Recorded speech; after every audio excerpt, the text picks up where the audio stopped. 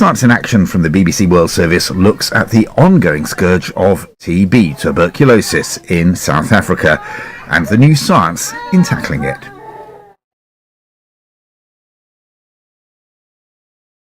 This is the BBC World Service, focusing on food. The vision was how can we make a new recipe which is poor with cocoa and rich with the nutritional values of hazelnut. That was my grandfather. He lived to find this formula. He was completely obsessed by it. Witness History, weekdays at 8:50, 12:50 and 18:50 GMT, or at bbcworldservice.com/witnesshistory.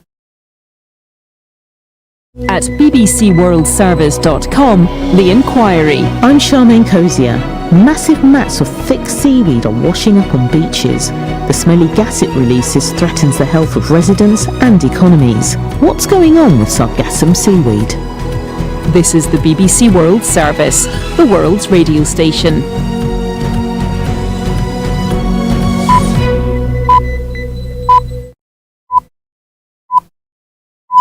I'm Nuala McGovern, and you're listening to the Correspondents' Look Ahead on the BBC World Service.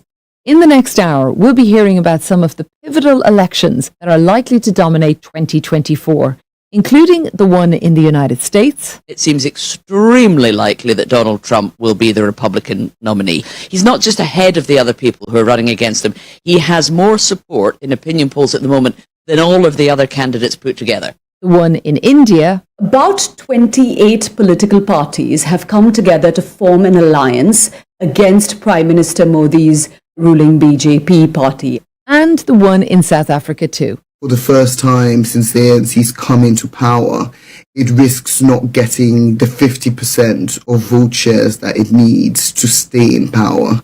We'll also be hearing some predictions on the people to watch in 2024. Join me for the Correspondents' Look Ahead after the latest world news. I'm Debbie Russ with the BBC News. Hello. Ukrainian President Volodymyr Zelensky says Russia launched more than 100 missiles at cities across Ukraine on Friday. Most were shot down by air defences, but several deaths have been reported, as has damage to critical infrastructure. James Waterhouse is in Kiev. It was a night of sirens followed by a dawn which brought 3 powerful explosions. They made the windows rattle. Black smoke is billowing from what we are told is a warehouse near the centre of the city. Kiev's mayor said that people are reportedly trapped under rubble after the attacks. This is a coordinated, large-scale strike by Russia, with the cities of Lviv in the west, Sumy in the north, Kharkiv in the northeast, and Odessa in the south all being targeted. This comes a day after President Zelensky thanked the US for its last approved $250 million military aid package, which included air defense ammunition. The Israeli army says it's expanding its operation in the city of Khan Yunis in southern Gaza. It also says it's continuing its offensive in the north of the territory, saying that dozens of Hamas gunmen have been killed in a number of battles. An Israeli airstrike is reported to have killed 20 displaced people in the southern town of Rafah, where more than 100,000 people have fled in recent days. This resident, Moheen Kanan, witnessed the rocket attack. Children and elderly people were just sitting when a rocket landed on them. They were displaced from Gaza to Khan Yunis and then moved to Rafah, thinking it was safer there, but there is no safety. Among them were doctors, accountants, civilians. Most of them were children. 10 out of 16 are children. What do the children do? Donald Trump's 2024 election campaign has said it will file a legal challenge to the ruling by a U.S. state of Maine to prevent him from contesting the state's Republican primary. The former president was disqualified under a clause in the Constitution which bans those who've committed insurrection from taking political office. Gary O'Donoghue reports. Colorado's Supreme Court has already banned Mr. Trump from its Republican primary ballot, and now Maine's Secretary of State, who oversees elections, has done the same. However, his name will remain on the ballot until the legal avenues have been exhausted. Several other states have rejected the constitutional argument deployed in Maine and Colorado, and the US Supreme Court is almost certainly going to have to intercede in the coming weeks. And that's not the only headache facing the justices. Sooner or later, they will have to adjudicate in a separate case to determine whether Donald Trump can be put on trial for alleged crimes he committed while president. Carrie O'Donoghue reporting. You're listening to the World News from the BBC. An investigation panel appointed by the Nepali government says the country's deadliest plane crash for 30 years was caused by pilot error. In January, a Yesi Airlines plane from the capital Kathmandu crashed just before landing in the city of Pokhara, killing all 72 people on board. The report concluded that the pilots had used the wrong levers, causing the plane to stall and crash. The Iranian judicial authorities say they've executed 4 people convicted of working with the Israeli intelligence service Mossad. 6 others were given 10-year jail sentences. Sebastian Usher has the details. The 4 people, including a woman, were accused of being a sabotage team linked to Israel. Iranian state media posted a video in which they said their mission involved kidnapping and setting fire to the vehicles and homes of unnamed targets. Such video confessions have long been denounced by human rights groups. Another person was accused of being a Mossad agent and executed earlier this month. Iran and Israel have long fought a shadow war, with each country accusing the other of carrying out covert operations. Iran has also been accused by Israel and the US of having a hand in the Hamas assault on Israel in October, as well as subsequently directing its proxies in Lebanon and Yemen to mount attacks on Israeli targets. Government researchers in South Korea say the fertility rate in North Korea is much lower than the UN estimate. Analysts interviewed 95 defectors and concluded the birth rate in the north was declining because couples were marrying later and more women were working outside the home. The French tycoon Françoise Bettencourt-Meyers has become the first woman to amass a fortune of $100 billion after shares in L'Oréal, the beauty empire founded by her grandfather, rose to a record high. The 70-year-old inherited her family's stake in the world's biggest cosmetics company in 2017. BBC News. Hello and welcome to the Correspondents' Look Ahead on the BBC World Service. I'm Nuala McGovern. 2024 is on the horizon and it's a year in which much of the world is going to be heading to the polls. There'll be more than 40 national elections taking place next year, with almost half the world's population casting their vote. These elections will shape how countries are governed for the foreseeable future and decide where power will lie.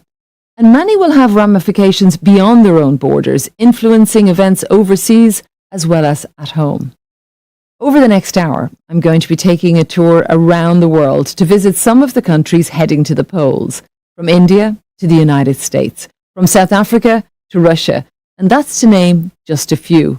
And we'll find out what's in store for the world over the coming year. Joining me along the way are some of the BBC's best correspondents to give us their predictions on what the next 12 months might bring.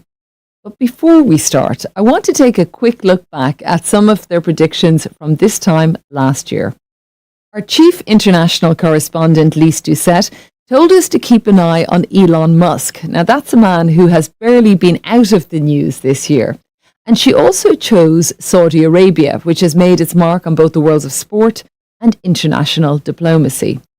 Our North America editor, Sarah Smith, told us to look out for Jack Smith, a very busy man this year.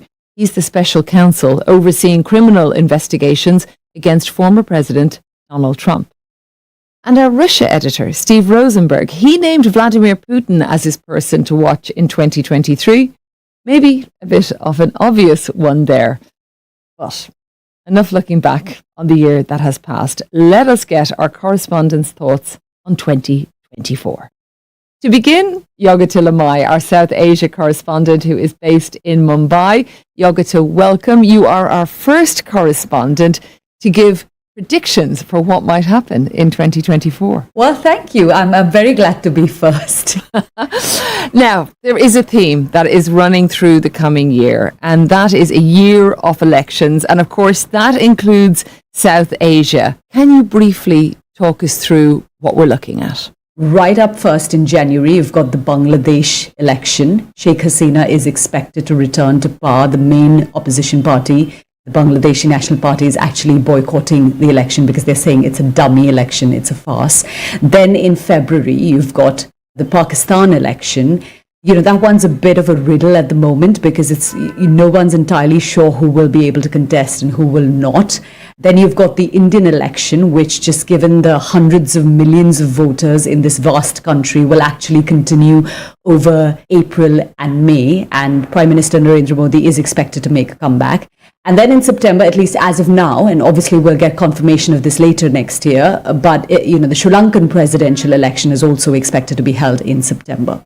Let's zone in on India, now the most populous country in the world. You talk about the hundreds of millions that will be affected by that. And you also mention Prime Minister Modi and a potential comeback. Talk us through that. Is he facing any serious opposition? About 28 political parties have come together to form an alliance against Prime Minister Modi's ruling BJP party, and their main agenda really is to ensure that Mr. Modi stays out of power. This is a cluster of regional parties, but the main opposition party, the Indian National Congress, is also a part of this alliance. How this alliance actually does in the election, it's not going to be clear right now. It will depend on whether they reach feasible seat sharing agreements. And if they are able eventually to launch this contest in a united way, because they're a cluster of parties with different political ideologies, with different things, they want different things. But if they are able to launch this united opposition, we'll have to see what happens. But I'd say even so, I'd be willing to stick my neck out to say it very much looks like Prime Minister Narendra Modi and his BJP, Bharatiya Janata Party, will make a comeback. What are some of the key issues that you expect people to decide on how to cast their ballot? The key issues in India for a very long time have been religion. They have been caste, which is a social hierarchy in Hinduism. People do vote along those lines even now. Prime Minister Narendra Modi is going to sort of market himself as this person who has taken India to the global stage.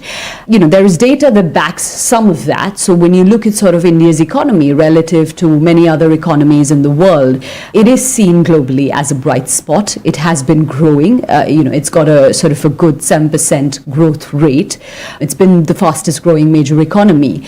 So he's going to talk about that. I think what his critics and indeed the opposition is going to try to do is to, cut through that messaging to say what is the reality on the ground. There is actually a growing disparity between the people who are rich and between the people who are poor. COVID, and this has happened all over the world, but in India it has persisted since then, that more people have sort of gone into poverty since 2020. So I think, the opposition is going to try to challenge him on that. I think the problem in India at the moment is large chunks of the mainstream media are very pro-government.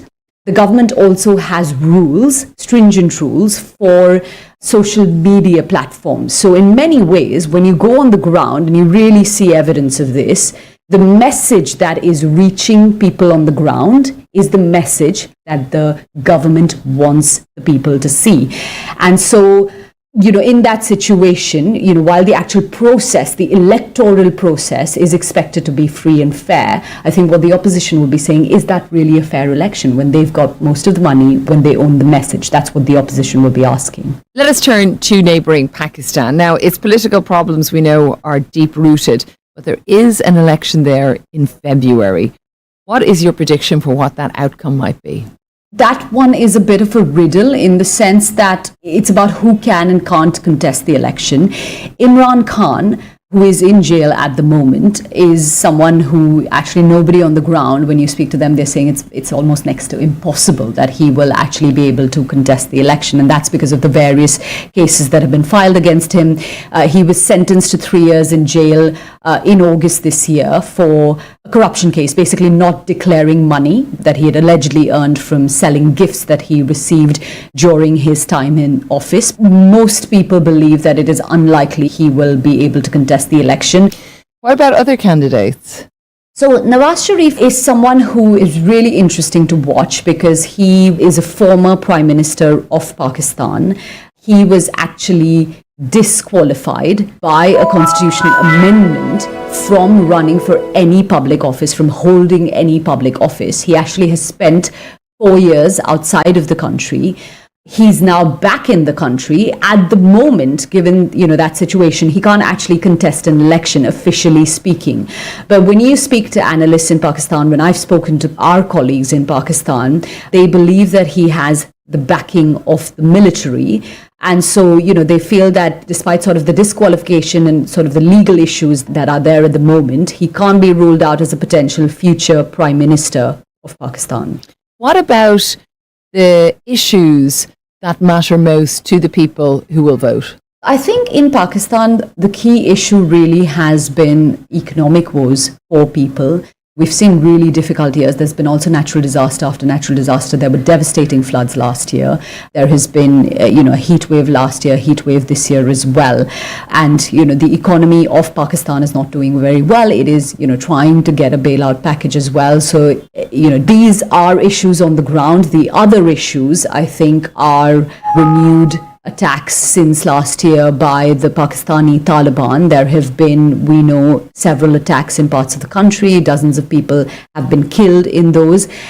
That is an issue as well for whoever is, sort of the future prime minister, whichever is the future government that comes to power in Pakistan. Can I turn, Yogita, to get your thoughts on a person to watch in 2024? If you'd allow me, two people who are part of the same story in Pakistan, and I'd say it would be Imran Khan, who will be in the news whether or not he's standing for the election, and I'd say Nawaz Sharif as well, because people will be wondering whether he's, back in favor and is likely to be the next prime minister of Pakistan. Imran Khan is an interesting one, Yogita, because we keep very tight records here, and Imran Khan is who you picked last year.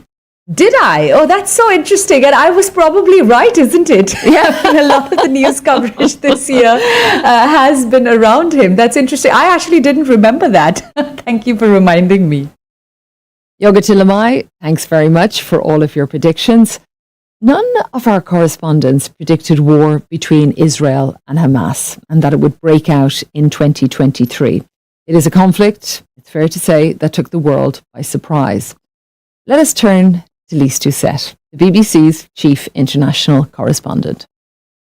Lise, it was difficult to see what was going to happen in Israel and Gaza this year. Do you think we should expect that unpredictability to continue? Even before, the week before the Israel-Gaza war erupted, the National Security Advisor Jake Sullivan was saying, Gaza is quiet, the region is quiet. Anthony Blinken said it. Prime Minister Netanyahu had lulled himself into a false sense of security. So we should be cautious going forward. But what do we know from what we see, Nuala, as the war ends, is that Gaza will be all but uninhabitable. And the sense of loss and anger and grief will be overwhelming among the Gazans and too among Israelis, where emotions, it has to be said, are still raw and the anger still burns there. And that is how the next year will begin. The US will keep a close eye on it because it is, of course, an issue for Gazans, for the wider Palestinian community, for Israel, for the region, but it is also a domestic political issue. And the Americans know that this is affecting President Biden, and they will want to try to push Prime Minister Netanyahu and military leaders to try to wrap this up, not just because it's good for the rest of the world, but because, to use Lloyd Austin, the US Defense Secretary's phrase, that Israel, by sheer force of military might, may have a tactical success, but it could be a strategic defeat. There's so much to unpack there. I want to turn to two of the people that you mentioned there, beginning with Israel's Prime Minister Benjamin Netanyahu. What do you think 2024 will hold for him? It depends on who you speak to. Let's look at Israelis. The polls are saying that he must go. In fact, many say he must go now. Growing anger among the families of hostages, those which returned home and those which are still in Gaza, believing that this was his mistake, that he took his eye off the ball, and some of them disagree with how he's prosecuting the war. Prime Minister Netanyahu continues to be asked whether he takes responsibility, and he continues to say, as I suppose any leader would, hard questions will have to be asked, but after the war. Israel doesn't have to have elections until October 2026, but there are already voices saying that they should be held just after the war ends. he could be toppled in a vote of confidence. But the people who are keeping him in power now is the right wing and the extreme right wing who want this war to go on, who want it to be even harder, to hit Hamas, the people of Gaza, even harder. And he is depending on them to stay in power. So do the right wing want to keep him in power because he keeps them in power? And those on the other side, if the polls are correct, and they do change, but right now the polls are saying emphatically that he must go. They have said that so many times. It's very hard to predict Netanyahu's future. So, moving to another player within this conflict is Israel's main ally, which is the United States. The presidential election will be taking place there next year. It's taking place in so many places around the globe. But President Joe Biden has been unwavering in his support of Israel. But how would you see it if Donald Trump were to win back the White House? So who knows what will happen to Donald Trump next year? Everyone is now saying some use this coin toss possibility that he could actually be in the White House. He's a very transactional president. We saw that the first time round. He was all in for Israel the first time round. He moved the embassy to Jerusalem. Many presidents said they would do it. He finally did it. He and his advisors secured the Abraham Accords, which a number of Arab states normalized relations with Israel. But Prime Minister Netanyahu was one of the first leaders to congratulate Joe Biden when he won. So it's difficult to know what Donald Trump will do. He will be in for Israel, but it's hard to say how he will handle Netanyahu. He got into trouble not long ago where he basically said that Hezbollah had been very smart, and he talked about the intelligence failure, but then the next day he quickly had to recant because his advisors told Donald Trump, you can't do this. You can't be seen to be criticizing Israel, especially at this time. So I think Prime Minister Netanyahu may find it easier to work with Donald Trump. Israel may find it easier to deal with Donald Trump, but it's not a certainty. Lisa, I'd love to hear who you think the person to watch is in 2024. If Time magazine has the liberty to say a person is a collective, I'm going to say, let's watch the journalists next year. We have seen in Gaza how the bravery of Gazan journalists who brought the story to the world has made such a difference in bringing people out into the streets to protest for human rights, for an end to the war, as they would see it, but it still had the power to move people. It's brought it to all of our attention. Next year, where there is going to be elections in some 70 countries, about 2 billion people are going to be voting. And we know, Nuala, when journalism comes under attack, democracy comes under attack. And 2024 is going to be a year where journalists not only have to keep an eye on the ballot box, but they have to keep an eye on artificial intelligence, on dictators. There are so many threats circling around journalism. So next year will be a test of journalism, and in so doing, it will also be a test of the political systems in which we live. Lise Doucette, thank you so much. Right, let's dig a little deeper into events in the United States now and turn to the BBC's North America editor, Sarah Smith. Sarah, I've just been speaking to Lise Doucette about Donald Trump's election prospects in the US election next autumn. So a nice, easy starter question for you. Who is going to win? Well, before you can work that out, you have to anticipate who the two presidential nominees are going to be, who the official candidates for each of their parties are going to be. And that isn't a particularly difficult question to answer at the moment. Joe Biden is facing very, very little challenge to the idea that he can be his party's nominee again. And that's perfectly normal. If you have a sitting incumbent president, it's rare that he would be significantly challenged from within his party. There is a congressman who's running against Joe Biden, but nobody expects him to beat him or come anywhere close. So we can presume that Joe Biden, as long as he carries on exactly as he is at the moment, will be his party's nominee. And it seems extremely likely that Donald Trump will be the Republican nominee. He's miles ahead in the polls. He's not just ahead of the other people who are running against him. He has more support in opinion polls at the moment than all of the other candidates put together. So something really remarkable would need to happen to stop him clinching the nomination. Polling at the moment shows the candidates either quite even or often Donald Trump pulling slightly ahead. What voters are worried about is the economy, principally.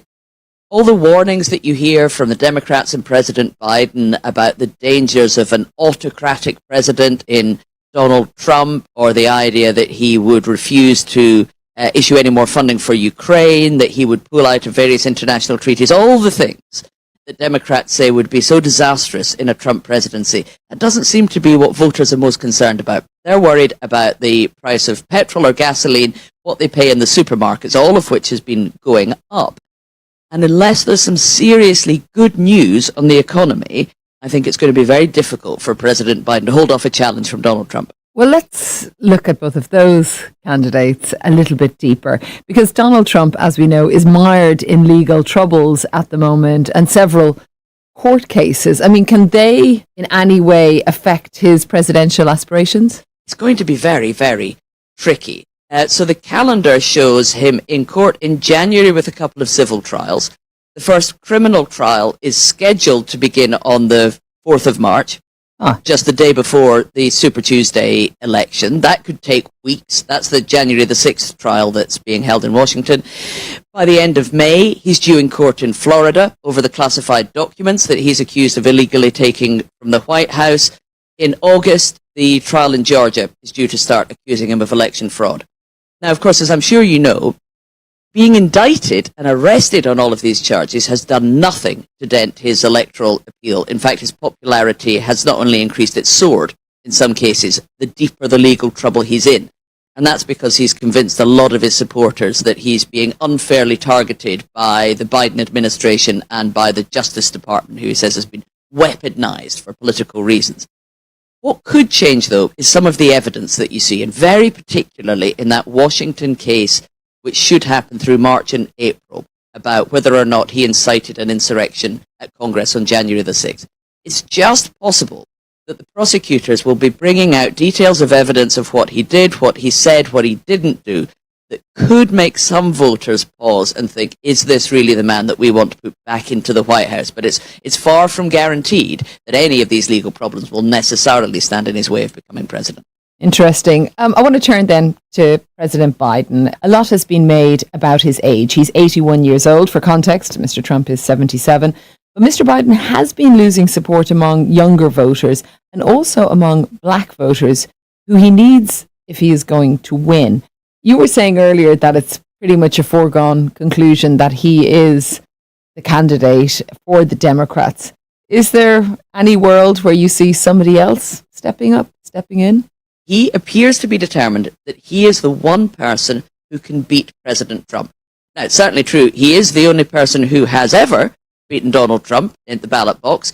And he thinks he is the sole candidate who can keep Trump from office, which he thinks is important not just for the next 4 years of America, but also for the maintenance of American liberal democracy.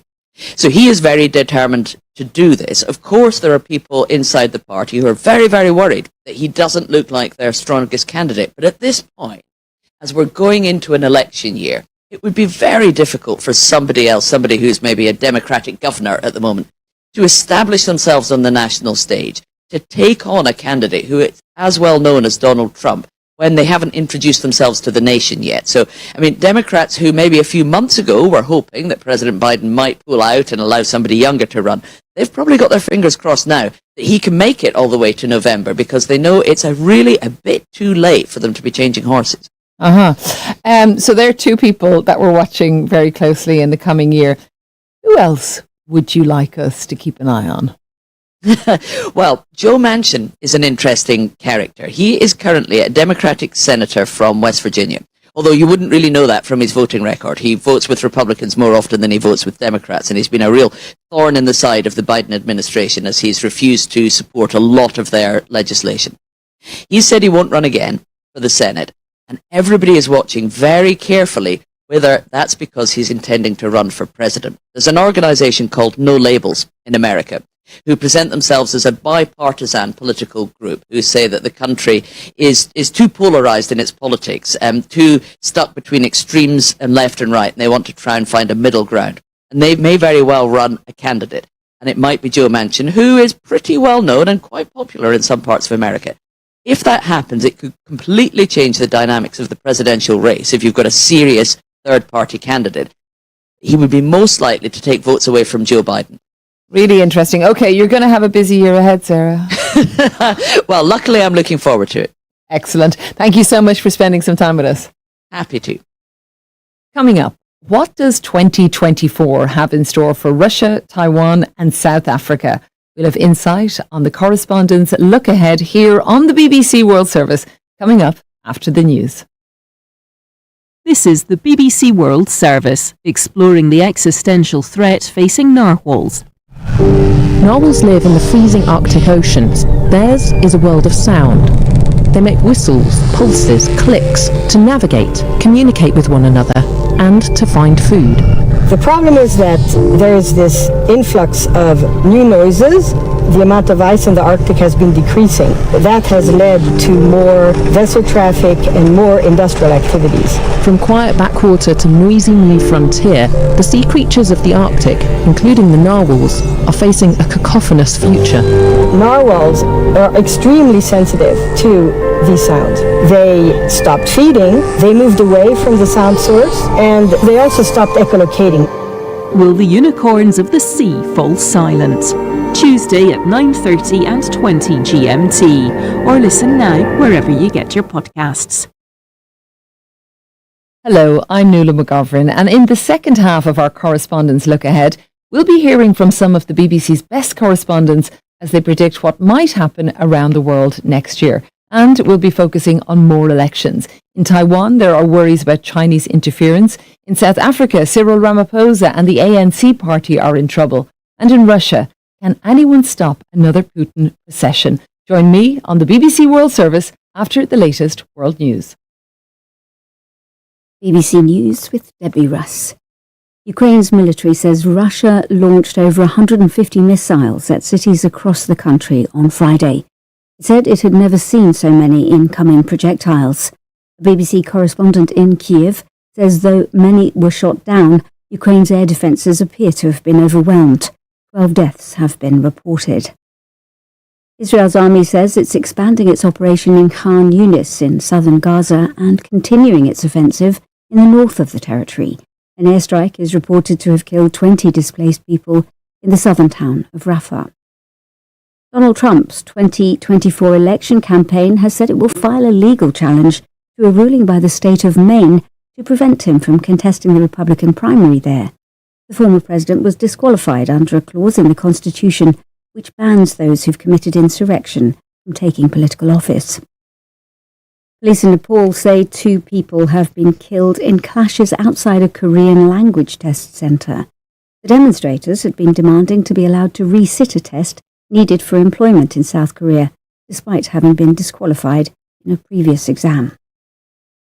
A Russian court has reportedly sentenced an ally of the Kremlin critic Alexei Navalny to 9 years in prison for extremism. Ksenia Fadeyeva had led the opposition leader's now-banned organisation in the Siberian city of Tomsk. Government researchers in South Korea say the actual fertility rate in North Korea is much lower than UN estimates, standing at just 1.38 births per woman. It comes after analysts interviewed 95 North Korean defectors. China's denied allegations. It launched an investigation into the concerts of a visiting Taiwanese rock band after its members reportedly refused to issue pro-Beijing comments. Mayday's been accused of lip-syncing during live performances, which is technically outlawed. Welcome back to the Correspondents' Look Ahead here on the BBC World Service. I'm Nuala McGovern, and I'm taking a tour around the world with the help of the BBC's best correspondents to find out what's in store for the world in 2024. Next year, we'll see several crucial general elections take place. We've already heard about India, Pakistan and the United States. And another significant election is coming up in January in Taiwan. So let's go to Taipei now and talk to our Asia correspondent, Rupert Wingfield-Hayes. So let's talk about Taiwan first. There is a presidential election on the 13th of January. Rupert, how is it shaping up? Talk us through who the runners are. Well, it now looks like it's going to be a traditional two-horse race between two traditional parties. Hey, Charlie! You're on your way to Ghana! Boy, oh boy! You stressed out! Tired? Go, you're going to be resting. Okay, then let me recommend to you JN Mobile Spa in Accra, Ghana. Oh boy, JN Mobile Spa will provide organic care in massage. Are you stressed? Do you need rejuvenated, etc.? For your facials, maybe exfoliating, firming, and lifting? Then contact JN Spa on 00233 244 941 002 or 00233 2006 06386, and they will be right there on time. JN Mobile Spa, your health and beauty needs at your doorstep.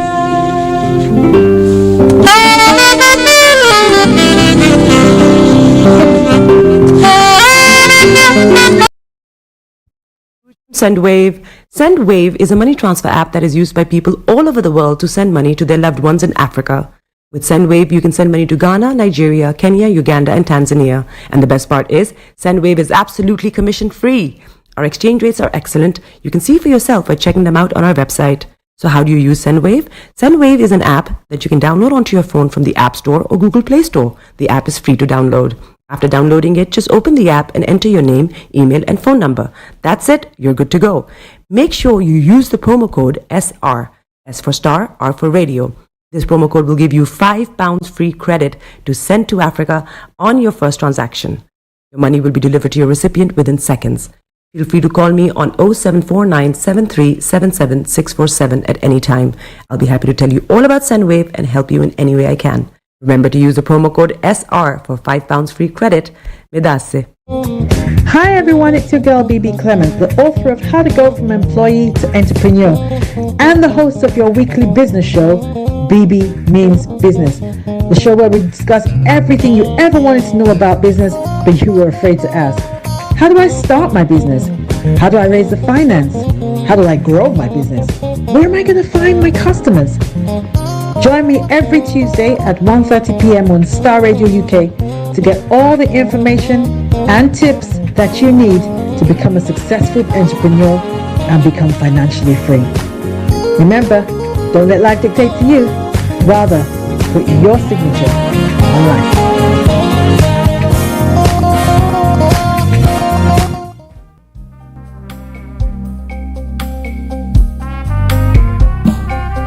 Are you looking for the fastest, reliable, and trustworthy door-to-door shipment company? Well, look no further. When was the last time your family received a shipment back in Ghana on time and in time? You are not sure? Well, Lamb Shippers, we pride ourselves with being the fastest, reliable, and trustworthy shippers you can use. You are assured of a prompt pickup anywhere in the UK by our personnel. They also make sure your items are well packaged to get to its destination in time. When it comes to door-to-door shipment, look no further. Well, Lamb Shippers, contact us on 07939009321 or 07498911820. Or you can visit our website www.welllamp.co.uk. You can also drop us a mail, info@welllamp@gmail.com. Well Lamp Shippers, fast, reliable, and trustworthy.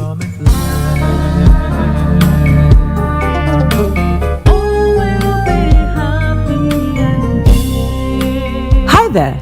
Are you dreaming of owning your own house in Ghana? Then you will need a well-documented piece of land that is free from troubles. I highly recommend My Africa Property for any size of land that you will need. With My Africa Property, lands are available in Pram, Sopoli, Tohenia, Ogome, Dodova, Winneba, and many other locations at affordable prices. These locations are about an hour away from the airport, only 35 minutes from the motorway, 10 minutes drive from Central University College, 10 minutes drive to the beach, and close to Pram Senior High School and Ghana Men's Soccer Center of Excellence. For more details, visit our website www.myafricaproperty.com or call our UK office on 0208 123 2523.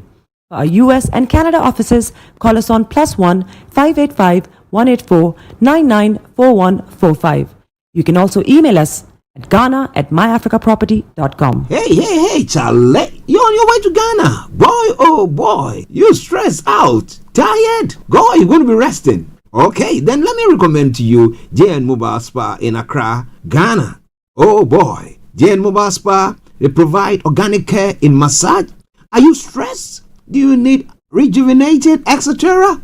For your facials, maybe exfoliating, firming, and lifting? Then contact JN Spa on 00233 244 941 002 or 00233 2006 06386, and they will be right there on time. JN Mobile Spa, your health and beauty needs at your doorstep. Getting onto the property ladder has never been easy until now. Join us this and every Thursday from 7 p.m. to 8:30 p.m. live on the Property Hour show on Starr Radio UK, where we talk to mortgage brokers, property developers, estate agents, landlord, tenant, property consultants on how to invest or get into the property business and make money. You can't afford to miss this. The Property Hour show is your best source into the property industry.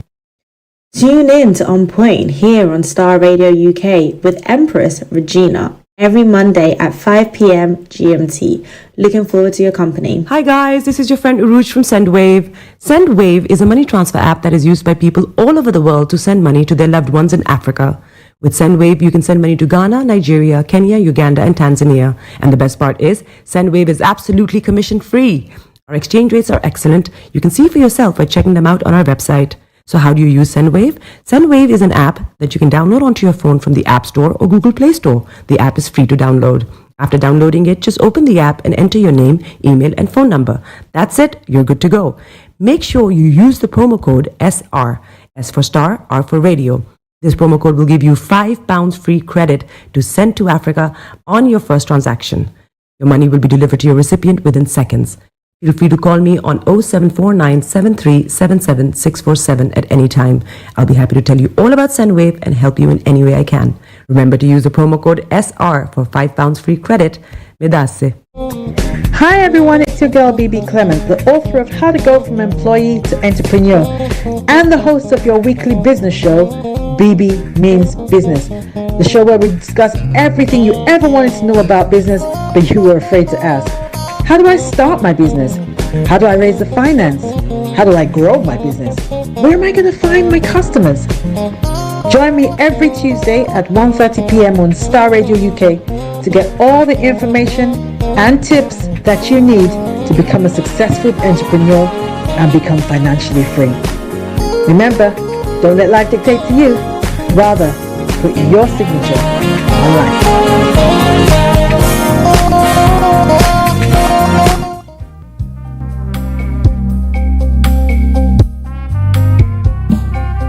Are you looking for the fastest, reliable, and trustworthy door-to-door shipment company? Well, look no further. When was the last time your family received a shipment back in Ghana on time and in time? You are not sure? Well, Lamb Shippers, we pride ourselves with being the fastest, reliable, and trustworthy shippers you can use. You are assured of a prompt pickup anywhere in the UK by our personnel. They also make sure your items are well packaged to get to its destination in time. When it comes to door-to-door shipment, look no further. Well, Lamb Shippers, contact us on 07939009321 or 07498911820. Or you can visit our website www.welllamp.co.uk. You can also drop us a mail, info@welllamp@gmail.com. Well Lamp Shippers, fast, reliable, and trustworthy.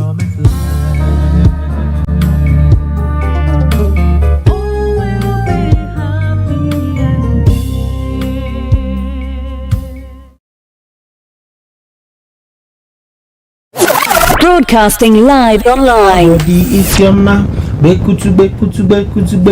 them you got the Coco set. Ladies and gentlemen, it's your boy Harry Song, aka Mr. Songs. This is the Kingmaker Baba for the girls. We're here. This is Starr Radio. Don't go nowhere. UK, London. We they call them London for home. For here, we they call them London. And I sabi you know, just have fun and stay blessed.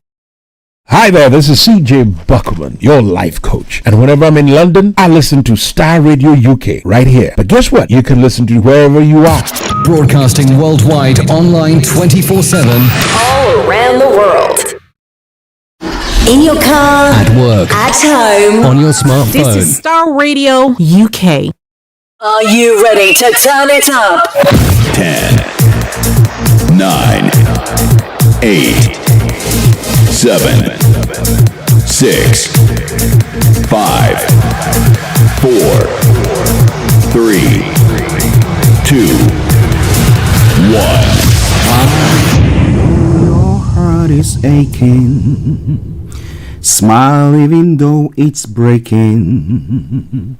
When there are clouds in the sky, you get by. If you smile through your fear and sorrow, smile and maybe tomorrow you find that life is still worthwhile if you just smile. Hey, this is Archie and you are listening to Star Radio UK and the Morning Show.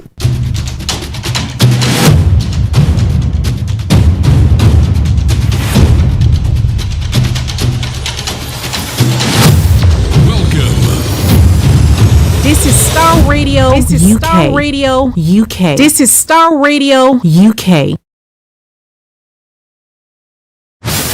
Welcome.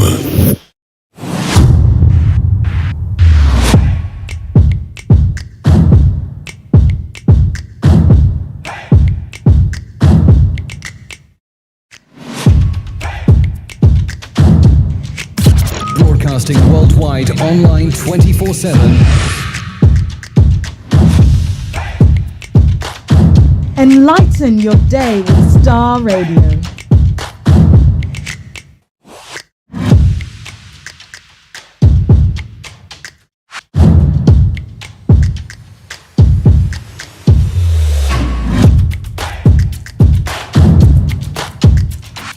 Starr Radio. Radio for the people, by the people.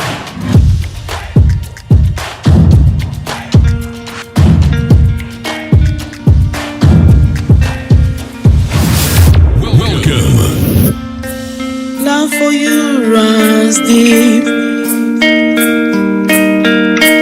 All of you makes my heart beat. You make a doubt they fade. Jesus, and that's what makes you great. You hold the world in your hands. Of course, he holds the world in his hands. It is Star Radio UK. It is your favorite African and Caribbean radio station in London. Today is the 29th day of December, the year 2023, and it's our last program for the year. Of course, tomorrow morning we will have the... Oh no, we'll be having a couple of... Yeah, we'll be having the Power Hour with Reverend Michael Esiam, of course, at dawn. And then Sunday too, we'll be having the service as well. But wherever you are this morning, I want to salute each and every one of you and welcome you to the Friday edition of the Morning Show. May I take this opportunity to say good morning to my colleague and co-presenter, Mr. Olayomi Koiki, to Mr. Frank Davids, to Mr. Dan Tabiri, CEO of GIL Accountancy Services, to the one and only Mr. Francis Gayima, able producer. Let me say good morning to HMS Linda Palian all the way in Cyprus, Linda and Yas and Tua and John. John, I hope you're doing very, very well. Let me also take this opportunity to say good morning to Bishop Adeshin, Anthony Adedeji, Aziz. Good morning to you, Ulakunle. Good morning, Rachel. Hey, good morning to you, Pastor Momo. Good morning to you. My heart. Shamsuddin, wherever you are, massive good morning to you. Felix, my brother, all the way in Aberdeen, massive good morning. I hope you are doing better now and you've got your power restored. To Kojo D, good morning to you as well. And to every one of you who have been a keen supporter of Star Radio UK over the years and for this period of time as well. We want to salute each and every one of you and say thank you very much. We wish you, as I do say, a prosperous new year. A year where you're going to have a good life, of course. Forever going great. Kemi Bossman, Vicky Newton. Great are you, Lord. And everyone who has put their hands or their voices on Star Radio UK. Dave West, massive good morning to you and to your lovely wife Jenny. Great are you, Lord. Okie dokie. The last program for the end of the year 2023 coming your way. I remain yours sincerely, the one and only. This is the morning show with Archie. Okay, so by way of program outline, this is how the program is going to go for today. I'm going to bring you the quote for the day with weather forecast will follow suit, then the travel update as well. We'll go from there to have a look at some of the stories making the rounds across the globe. It's known as Global Trotting. All of you makes my heart. Then after that, we'll move on from there to have a look at the stories making the rounds in Nigeria, in Africa as a whole, Ghana, picking on that one as well. Reviewing what has gone on in that part of the world and how everything is panning out there. You hold the world. We continue from then exactly at 11:30. I'll be opening the lines for you to add your voice to the discussions. Hopefully, if Yami is at a particular place where we can get in touch, then we'll get in touch because on the road at the moment, as I did say yesterday. But then at 12 o'clock, the curtains are brought down for the end of the program, the last one for the year 2023. So I'll be grateful if you can do me a massive favor, share the broadcast with your friends and loved ones and invite them to like our pages. But once again, welcome and thank you very much. I am Archie, the one and only. That's why forever call you great. Great are you, Lord. Great are you, Lord. Great is to be praised. Great are you, Lord. Great are you, Lord. Welcome back to the program Star Radio UK. Now the quote for the day says, a good leader is able to take a group of individuals with different skills and personalities and form them into a cohesive, effective unit. When you are able to do that, you can call yourself a good leader. Bringing people from different backgrounds and cultures, whatever it is. Demography, name it. And putting them together and it works nicely. And that's what Star Radio UK has been. Let me say good morning to Prophetess Doreen Carter. Till the end, you are God. One who took my pain, took away. Okay, so moving on straight to the weather front this morning as well. When it comes to London and the south of England, this is how the weather is going to be for you today and over the weekend as well. Now this afternoon is expected to see sunny spells and variable amounts of clouds with scattered showers moving in from the west throughout the day. Not as windy, but still rather breezy. Now tonight will become largely clear and dry in the early hours. Variable cloud will start to push in from the southwest. It's going to be turning rather cloudy by dawn. And then when it comes to the temperatures, it's going to be 12 degrees tops and the lowest is going to be 5 degrees. Sunset is going to be 15:59 and sunrise tomorrow morning is going to be 08:06 hours.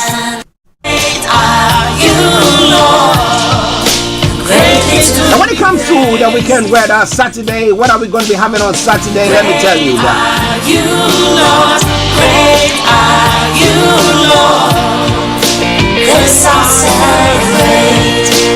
So on Saturday, temperature is going to be 12 degrees, the lowest is going to be 9 degrees, a mixture of cloud and rain. Sunday, same 10 degrees tops, and the lowest 7 degrees, cloud and rain. And come Monday, the New Year's Day, 9 degrees tops, and the lowest 6 degrees, a mixture of cloud, rain, and sunshine.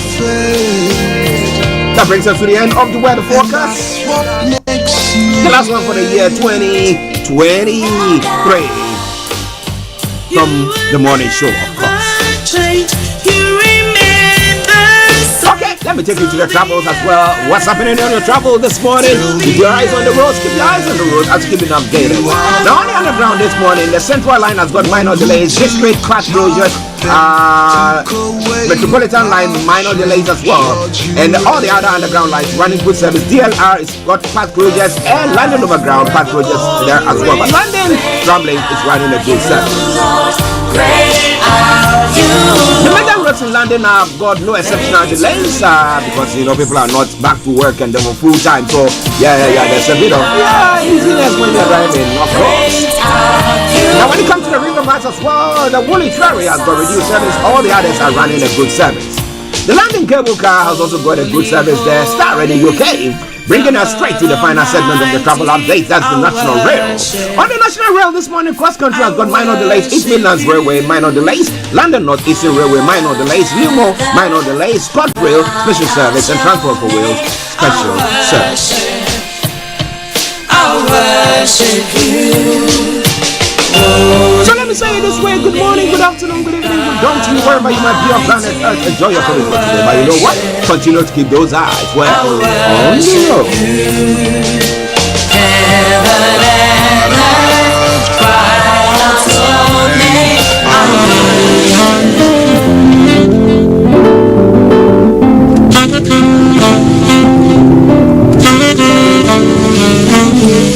Hey, Charlie, you're on your way to Ghana. Boy, oh boy, you stressed out, tired? Go, you're going to be resting. Okay, then let me recommend to you JN Mobile Spa in Accra, Ghana.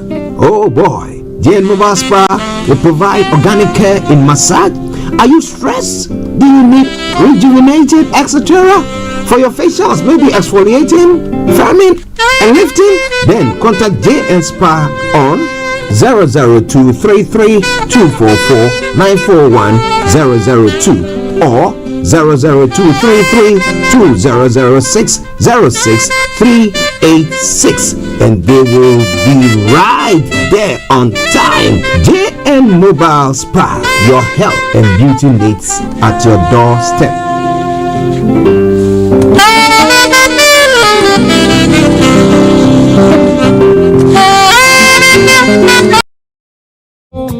Hi everyone, it's your girl BB Clement, the author of How to Go From Employee to Entrepreneur and the host of your weekly business show, BB Means Business, the show where we discuss everything you ever wanted to know about business but you were afraid to ask. How do I start my business? How do I raise the finance? How do I grow my business? Where am I going to find my customers? Join me every Tuesday at 1:30 p.m. on Starr Radio UK to get all the information and tips that you need to become a successful entrepreneur and become financially free. Remember, don't let life dictate to you. Rather, put your signature on life.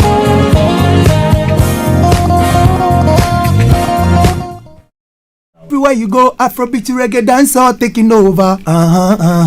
Everywhere you go, Afrobeat reggae dancehall taking over. Yo, what's up, people? This is a boy Raskin Bobo One. Tune in every day, every night at the Starr Radio UK with the big man them Archie. When I say Orta, you say fire. Welcome back to the program Starr Radio UK, your favorite African and Caribbean radio station in London, coming at Atlanta time. Global trotting. Well, because we're running up the year, therefore we got lots. So what is happening across the globe this morning? When it comes to Nigeria, we'll sell cement for 3,500 per bag from January. That's what the BUA is saying. Again, Tinubu vows to provide jobs for Nigerian youth. Well, he's promising. That's a saying that if a blind man says he's going to stone you, don't think that he's a blind man and therefore he can't find a stone. Maybe he's got his foot on a stone. Who knows? And in Kano, police nab 9-member abduction syndicate and rescue 7 minors. And NRC moved over 63,000 passengers between December 21st and 26th. Fedet Okiria is saying. And then third mainland bridge, federal government to shut Oworoshonki, Lagos Island bound lanes from January 9th. I know that place. A court extends interim order against INEC PDP over defected Rivers lawmaker. And then Nigeria to boost power supply. TCN received 7 new power transformers in Lagos. Well, without go far enough. And Governor D resigns Bayelsa 2024 budget of 489 billion naira into law. And Dixon, not a godfather, says Bayelsa governor. And group falls marriage of 4-year-old girl to 54-year-old Bayelsa man. Is it crazy or what? All right then, listeners, I want to say that's a culture, but boy oh boy. It is all coming away from Starr Radio UK, your favorite African and Caribbean radio station in London. Bringing the time now to exactly almost a minute to 9, a few seconds to 11. My apologies. Why did I say 9? Okay, my apologies. All right then. So now moving on straight to other parts of the world as well. On the African continent, still we got DR Congo. Yes, DRC. Felix Tshisekedi edges towards victory in presidential elections. Well, I tell you, incumbent in Africa, it's very difficult to actually outwit them, and that's exactly what seems to be going on. And then in Morocco, farmers on track for a bumper avocado harvest, and the Zambia government steps up anti-cholera campaign as death nears 100. Nigeria demands clampdown on counterfeit products, and an explosion of a gas tanker kills at least 40 in Liberia. It's one of the stories that I brought your way yesterday. And in Kenya, investigation into possible murders on a Del Monte plantation is going on there as well. Lots more going to be coming your way this morning from that part of the world. So wherever you are, don't even think of touching the dial. Let's move on straight to other parts of the country. The Bible needs amendment. Boris Kujo is saying, who is Boris Kujo? I'll be telling you more about him. Being a mixed heritage is an asset. Well. Okay, I never slap and not don't pray. Katie Hammond said, stop scrambling for our space in Parliament when we still have life in us. Katie Hammond, my namesake Hammond. Well. I think he is an, what do they call them? Old school, but they still want to be there, you know. But maybe one day there will be a stint. Why don't you groom the younger ones to come and take over? But well, reviewing 2023, my apologies, 5 events that put Asante in the spotlight, one of the stories. And there's one Ghanaian singer also who's trying to set a world record. Asantua Guinness World Record Sing-a-thon enters day 6. I don't know whether she stops singing or she goes on and on and on and on. I don't know. I don't get it. But well, she's doing something. All right? Yeah, do something before you die. All right then. So now moving on straight to some other stories making the rounds this morning, and that pertains to other parts of the world. Now, in the U.S., another state has come out to ban Donald Trump for running as a president in a particular state. The decision increases pressure on the Supreme Court to rule on his eligibility to run for the president. Maine becomes second state to ban Trump from ballots. Now, yesterday I did talk about the fact that Republicans in the first state that banned Trump has come out to say that, well, they are actually they were putting in a challenge to throw out that ruling from that state's Supreme Court. So we'll see about that. A lot more going to be coming your way. Was he involved in insurrection? And if we say, okay, let's leave it that way and let it just stay as it is, then if the Democrats lose elections, let's put it that way, they can lose the elections, and they also decide, no, we're not going to allow that, and they also go on that path, then what kind of world and what kind of democracy are we now trying to introduce to other parts of the world? Was it sometime this week where in another country, was it in the Eastern Bloc? Well, we had some citizens going on a rampage saying that elections were stolen, and therefore they went there and the police had to hide themselves in the government house there. I mean, you look at all those things and you ask yourself the question, if those who are the torchbearers or flag bearers of democracy are allowing certain to go on, then what is wrong if others are doing so? So DRC, The opposition are saying we don't agree with the elections. They can go on and do all sorts. But then, he who goes to equity must go with equity. So what are they doing there? Let me tell you more about that. I will bring you more details about that story there as well. So wherever you are, don't even think of touching the dial. It is all coming away from Starr Radio UK, your favorite African and Caribbean radio station in London. Now, so bring you some of the other stories.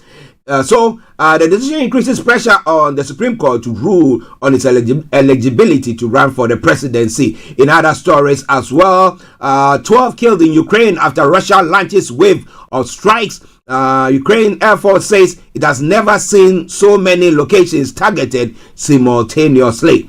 Well, 1,000 flee central Gaza as Israeli troops advance. Israeli tanks reportedly reached the outskirts of Borege, a refugee camp as the ground offensive expands. A pilot mistakenly cut power in Nepal crash report. The January incident that killed 72, including 2 infants, was country's deadliest in the case. A quiet farewell for Parasite star who died in the spotlight has also taken place. Olayomi Harris, first woman to amass 100 billion fortune. The French beauty empire is on track for its best stock market performance in decades. And China denies pressure in Taiwan rock stars. Reports allege Beijing asked Mayday to make pro-China comments and threaten the band when they refused. Well, it is Starr Radio UK. It is your favorite African and Caribbean radio station in London. And I'm moving on to some other stories this time round in the UK. Homes have second night without power after Storm Garrett, and then man killed as car hit crowd was Good Samaritan. Christian Mario, 46, had been helping an unconscious woman when the car hit him and others. Wrongfully convicted man and an ex-hostage on life in captivity. They are trying to share their story with the people. Rising religious hate crimes after Israeli-Gaza war. An increase in anti-Semitism and Islamophobia is reportedly by major UK police. It's reported by major UK police force. Now, Blair urged radical measures to cut asylum. Now, proposals put to the former Prime Minister included a detention camp on Mall, newly released files from 2003. Yeah, they were doing their best to stop a rise in migration, illegal migration, but what did they achieve there? Listeners, this is all coming away from Starr Radio UK, your favorite African and Caribbean radio station in London. 6 minutes past 11 the time. We're going to be taking a musical break, and once we come back, I'll be bringing you more when it comes to the stories, making the rounds and details of each all. This time around, let's enjoy this song from Christopher Martin, and it says, "The Goodness of God." That is what has kept us. It's not your goodness, it's not my goodness. You can be whatever religious, whatever you are. But I can tell you assuredly that it takes God. It takes the grace of God to keep you. Isn't that you are all that? Ooh, when they throw Jesus now, you'll be the only person, or they throw Muhammad, you'll be the only person to catch him. No, it's just the grace of God that has kept us. So I'm grateful to God that you are alive and I'm alive as well. But let's share this music and I will be bringing you all the details of the stories. But remember, it is the final program for the year 2023 on the morning show, and it ends exactly at 12 o'clock. You have a take, or you want us to wish somebody whatever, just for free, post it, set it on our YouTube or Facebook or any of the platforms that we are broadcasting on, and I'll share it with our wonderful listeners. Stay tuned.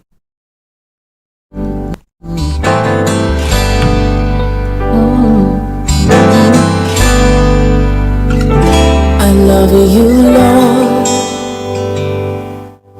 for your mercy never fails me. All my days I've been held in your hand.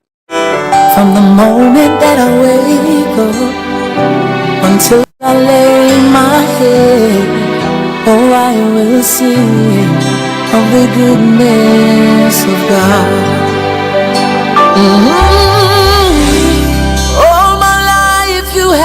been faithful.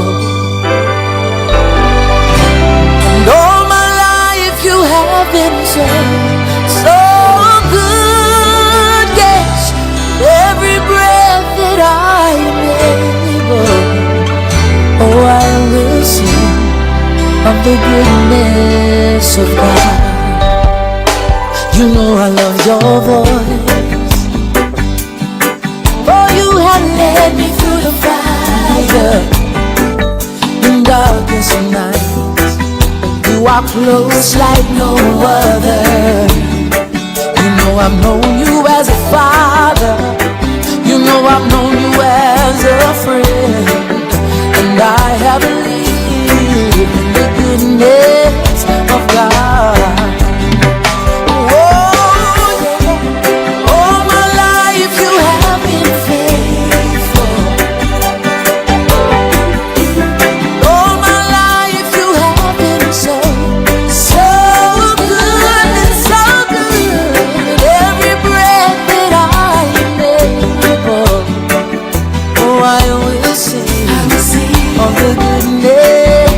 God. Ooh, yeah. Your goodness is running after, it's running after me. Your goodness is running after, it's running after me. With my life laid down, I surrender now. I give you everything, oh Lord. Your goodness is running after, it's running after me.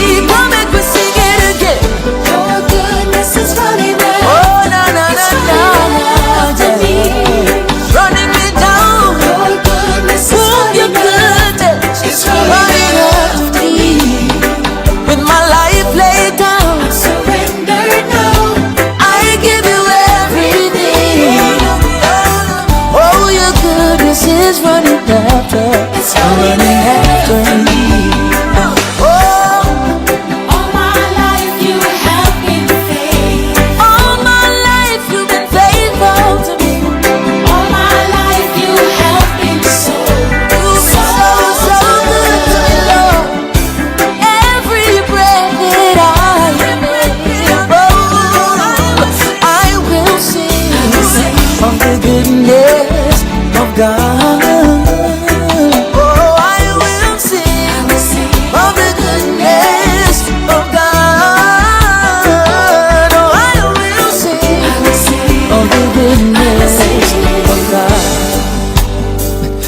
I sing for you, Jesus. You know I sing for you, Lord. This is Starr Radio. Hey.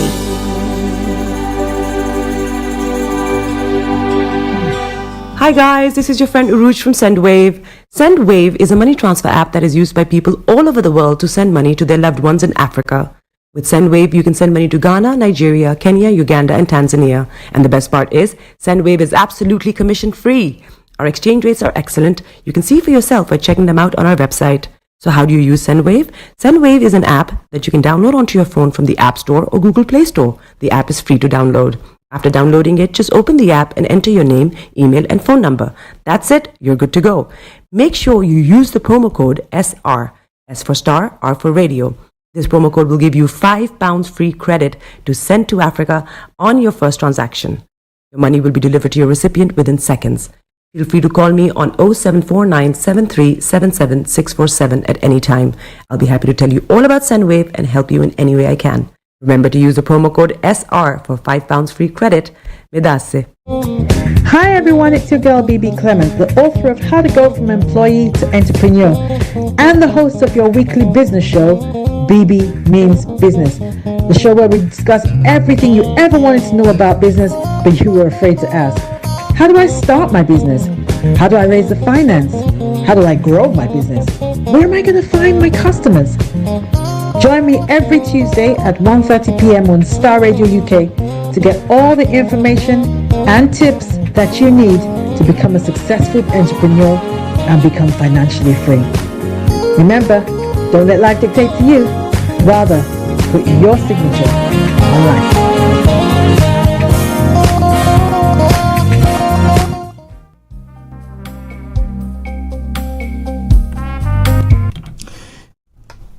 Welcome back to the program. It is Star Radio UK. It is your favorite African and Caribbean radio station in London. And we are going to Nigeria for the updates from Nigeria this morning, wherever you are. As I did say, Yomi is still on the road and therefore will not be able to join us. But wherever you are listening to us from, it's been a pleasure having you supporting us all this while. And I'm so grateful, so grateful to you all. So grateful to you all. And let me put it this way.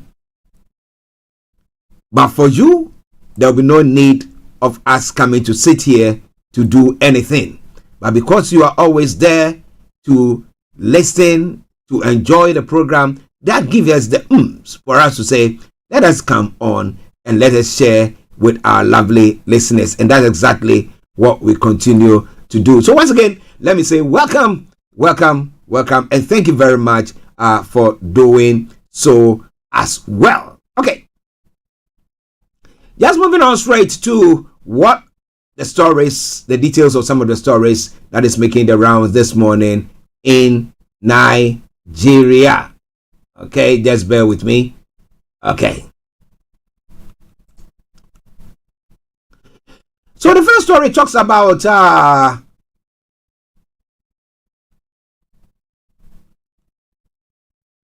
chairman of the BUA group, Abdul Samad Rabiu, on Thursday said the company will fulfill its promise to sell a bag of cement for 3,500 from January 2024. Rabiu made a commitment on Thursday while speaking with the State House correspondent after meeting with President Bola Tinubu in Lagos. He said the company will also make the product accessible and affordable to customers despite various challenges. He goes on further to say, the price that we have set will be 3,500 per bag, naira per bag. Ex-factory, of course, plus VAT, VAT, and then delivered to customers depending on the region. As you know, the factory that we have, one is in Edo and the other one is in Sokoto State. So, for example, if you want us to deliver cement to you from Sokoto, say to Lagos, from Adamawa or to Maduguri, the distance is quite far. So dependent on the distance and dependent on the location, the price changes, but we intend to keep that promise. So that will actually empower other people to actually put more buildings up. But again, we come to the point where we talk about the fact that we're affordable buildings but durable. Affordable but durable. Making sure that the people are working with approved plans. That is all coming away from Star Radio UK. The President Bola Tinubu on Thursday said democracy must be progressive and inclusive with a primary focus on addressing poverty through the provision of job opportunities for youth and quality education for all Nigerian children. Now, receiving members of the National Working Committee, NWC, of the All Progressive Congress on Thursday in Lagos, President Tinubu expressed support for the establishment of the National Institute of Progressive Studies by the party. The president noted that the institute is expected to conduct diligent research and educate all party members on the principles of democracy and good governance while providing a distinct identity for the party. Democracy has faced challenges in the past, but I believe in a promising future for our country. We will deliver it. I am committed to supporting a strong and ideological, determined democracy that is progressive, inclusive, and focused on eliminating poverty while providing quality education for our children. That is what the president has said there as well. And somebody say a good one there again. Yes. Well, the security agencies in other parts of the country, or this around the police force, have actually nabbed some people who are involved in trafficking, abduction syndicate. And I can count 1, 2, 3, 4, 5 women and 3 men. The 9 members of an interstate child abduction and trafficking syndicate with operation across 7 states of Nigeria have been arrested in Kano. The syndicate, with operations and members in Kano, Bauchi, Gombe, Lagos, Delta, Anambra, and Imo State, were dismantled after months of diligent investigation. Kano Commissioner of Police Uzaini Gumel told journalists on Thursday. According to him, the Kano Police Command had embarked on investigation which unraveled the syndicate that began after a series of reports on missing children in Kano. Gomel said the syndicate had been operating for over 10 years, engaging in interstate trafficking, abduction, buying, and selling of minors. Now, Gomel said even 7 victims, mostly minors, were rescued from the suspects, adding that some of the children were sold for between 300,000 naira and 600,000 naira.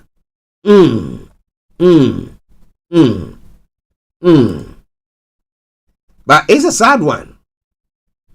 It is a sad one. It is a sad one. But when people are desperate and are doing all sorts, then what do you expect is going to happen? Because it just becomes survivors doing everything to survive. And there are some people who say desperate situations call for desperate measures. And that seems to be what these individuals might be doing. But let's look at this story. I was trying to get another story which is not opening. But a child right advocacy group in Bayelsa, Do Foundation, on Thursday kicked against the December 26th traditional marriage between a 4-year-old and a 54-year-old man at Akede community in Sagbama local government area of the state. The foundation, in a statement made available to News Agency of Nigeria in Yenagoa, described the marriage as illegal, criminal, and a child marriage which is against the Constitution and the Child Rights Act. The statement was signed by foundation chairperson Mr. Elvis Mani. The foundation condemned child marriage as horrendous, despicable, and a criminal activity. According to the civil society group, the act is capable of retarding the giant strides made by the government and people of Bayelsa in the area of protection of child rights. The foundation noted that the child rights law was domesticated in the state in 2016 and is still in force in Bayelsa. This law criminalizes child marriages and child betrothals, prescribing various terms of imprisonment and heavy fines, the foundation noted. The foundation called on the state government, the Gender Response Initiative team, and all stakeholders in the gender response system to immediately swing into action to respond appropriately. But what will make a parent betroth their 4-year-old daughter to a 54-year-old man?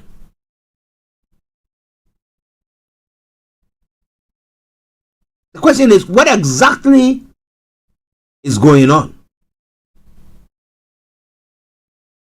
Well, I think the state has done something good there, and we hope that it's mimicked by other states as well. The final story from Nigeria this morning. A federal high court in Abuja yesterday extended the December 15 interim order restraining the Independent National Electoral Commission and People's Democratic Party from taking any action against the 26 Rivers House of Assembly members who defected to All Progressive Congress. Now, Justice Donatus Okuruwo extended the order following an application by counsel for the embattled lawmakers Steve Adehi and supported by Ken Injemanazi, who appeared for the Rivers House of Assembly. Although PDP's lawyers Adeyemi Jibade opposed the request, the presiding judge agreed that, based on Order 26, Rule 10 of the FHC, the court had discretionary power to grant the plea in the interest of justice. He held that he was persuaded by the reasons advanced by Adehi and Njamanzi that granting the order will be better in the interests of justice. Justice Okorowo, who adjourned the matter till January 24 for hearing of the request, said application for the extension of the order of the lifespan of the ex parte order pending the hearing and determination of motion or notice is hereby granted. But the PDP has insisted on declaring vacant seats of the embattled legislators, stating that they were no longer members of the state legislature. Now they decided to cross carpet. That annul their seats. Would their constituents now vote against them? But you know, when it comes to our type of politics that we are doing in Africa, people are not aligned or sympathetic to a party because of their policies. No. Let me put it this way. About 95% are not. It's because, my father belonged to that and my grandmother, as one of it. Or this person hails from my community. That's one of it. And because I get money from them, that is another one. But when it comes to policies or ideology, no, forget it. They don't have anything of the sort at all. And that's why people are able to just cross carpet easily. And some are there when they say that their parties are doing whatever things. That is not even right. They still stay there because they don't see any way or any other way. Because if they dare move, that is them gone. Their way of life taken away from them. Oh well, those are some of the stories that has made the rounds this morning in Nigeria, and I'm going to bring you more in some other headlines there as well. River crisis. Some of you don't know. Wike opens up on reasons for high stakes. An airstrike destroys 6 illegal refineries in the Niger Delta region. You have no constitutional power to implement Tinubu's peace deal. Rivers elders warn Fubara. And then court extends order stopping INEC taking action against the 26, which I have this speak about that earlier on. Rivers political crisis. Fubara commits to implementing peace pact. Says it's not a death sentence. Well, so those are some of the stories making the rounds in Nigeria today. Moving on straight to other parts of Africa as well. In DRC, the Democratic Republic of Congo, well, we have Tshisekedi, a sweeping victory for incumbent President Felix Tshisekedi in December 2020 and 21 election in the Democratic Republic of Congo seemed assured on Thursday evening as partial results become increasingly consistent, officially giving him 76% of the vote. Of the 12.5 million votes counted by the Electoral Commission, 60-year-old Felix Tshisekedi, who is seeking a second 5-year term, obtained 9.5 million. He was followed by businessman and former governor of Katanga Southeast, Moise Katumbi, who also had 16.5%. And another opponent, Martin Fayulu, who has got 4.4%. The 20 or so other candidates on the ballot, including Nobel Peace Prize winner Denis Mukwege, failed to reach 1%. Nearly 44 million voters out of the total population of around 100 million were called to the polls. The Senate did not establish a turnout figure, but Congolese media had already calculated that the incumbent president could no longer be overtaken by his opponents and ran the headline, Felix Tshisekedi re-elected. Well, so the media once again pronouncing the winner of the elections, but they are not the Electoral Commission, are they? So coming your way from Starr Radio UK, your favorite African and Caribbean radio station in London. Okay, I think we'll be moving on straight to some other stories making the round. One other one from Kenya as well. Kenyan police are investigating allegations of killing by guards at a U.S. company Del Monte Plantation in the center of the country after 4 bodies were found in the river, a county official said on Thursday. According to the Kenyan media Citizen TV, 2 bodies were found on Sunday and 2 others in the next day in the Thika River near the plantation located 40 kilometers north of the capital, Nairobi. The 4 people had been missing since December 21. Now, police are investigating the alleged murders of 4 men on a pineapple farm in Del Monte, said Patrick Mokriria, administrative head of Murang'a County, without further details in a press release sent to our correspondent. Del Monte assured to cooperate with the Kenyan authorities. The global group specializing in the production and distribution of fruit and vegetables also points out that, according to its video surveillance images, the 4 men were stealing pineapples from the plantation. So, was it that they were shot for stealing pineapples? Okay. Listeners, it is Starr Radio UK. It is your favorite African and Caribbean radio station in London.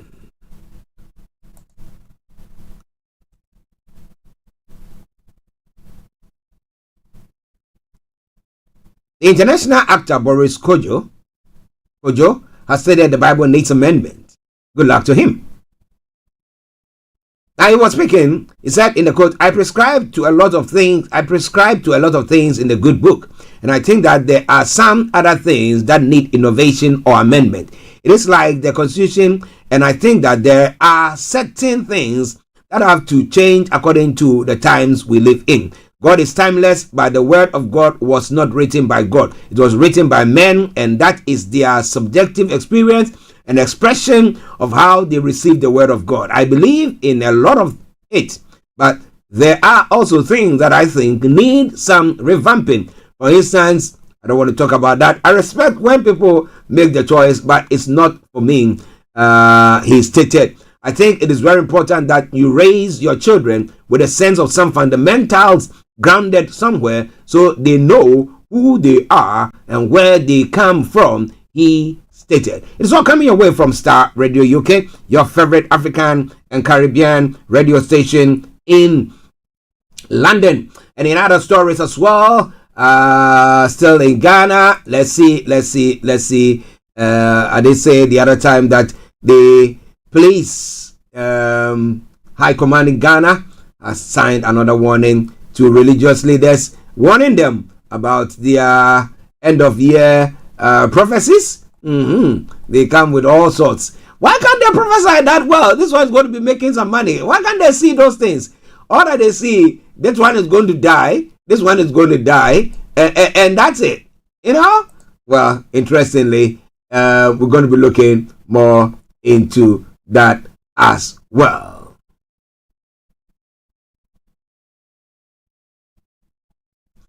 Okay, it looks like I can touch on a couple of stories from Ghana.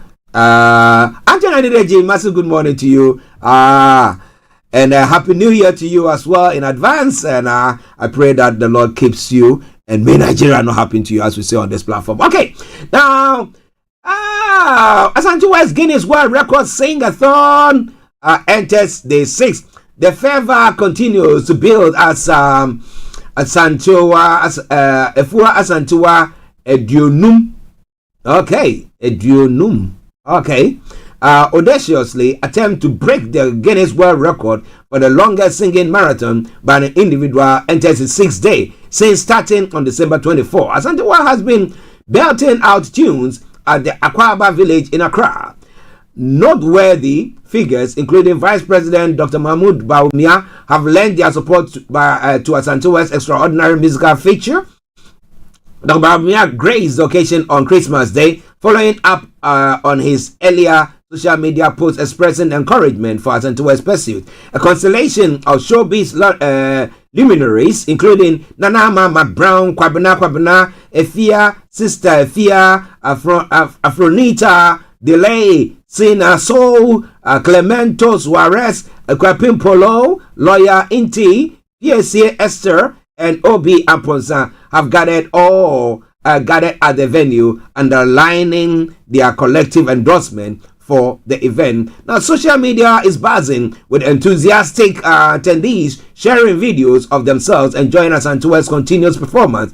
The online discourse is filled with positive commentaries, with people consistently applauding and cheering her on to achieve new heights in her impressive endeavor. Asantewa's attempt to break the record set by Sunil Wagmar from India, who sang for an astonishing 105 hours, is a testament to her resilience and passion for music. According to the official report from Guinness World Records, Wagmar's marathon took place in Nagpur, India from March 3rd to March 7, 2012. Well, so she's embarking on breaking that. Well, let's see. Who knows? Maybe she could do that. And so from the 24th to today, 24th to 29th, that is 5 days on, and the one is in date 4 days, the 3rd of March to the 7th of March, the 3rd to the 7th of March in 2012. So virtually, if you count the hours, I think you might have gone further than this lady in India as well. But let's see. We wish her all the best for her and on her endeavors. Listeners, Star Radio UK, 11:35 the time. The lines are open. You want us to wish anybody a happy new year or whatever greetings, whatever things that you want to wish anybody. Feel free, you put it on, and I promise you one thing for sure, that I'm gonna read that out. But now let's take a quick commercial break, and we come back, and I will continue with the other stories making the rounds in other parts of the world. As I said, another state has come to ban former President Trump for running for the presidential election, for his name being on the ballot papers there, on the ballot there. But do you think that will deter him, or he will still go on? And would that change the course of the, what do you call them, the Supreme Court, that's of the United States? Let's see what is going to happen there. Stay tuned, and don't you go away.